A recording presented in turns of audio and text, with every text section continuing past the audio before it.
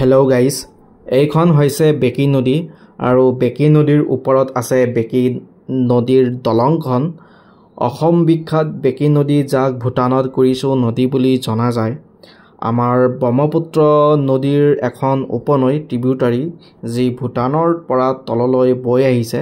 যদিও ইয়াৰ বৃহৎ অংশ অসমৰ মাজেৰে বৈ গৈছে, অসমৰ কলগাছিয়া, বলাই পথাৰ, বৰডংগা, ভলাগুৰি, চান্দপুৰ, জনিয়া, চাউপুৰ, বালিকুৰি আদি ঠাই স্পৰ্শ কৰি বৈ গৈছে।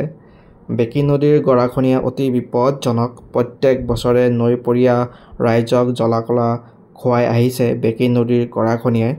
বাৰণি পানীয়ে চপৰে খহাইছে বেকী নদীৰ পাৰ। অনাগত দিনত চৰকাৰে বেকী নদীৰ গৰাখহনীয়া প্ৰতিৰোধৰ বাবে স্থায়ী ব্যৱস্থা গ্ৰহণ নকৰিলে নৈপৰীয়া মানুহৰ জীৱনৰ প্ৰতি ভাবুকি আহিব আৰু বহুত হাহাকাৰ অৱস্থা হৈ যাব।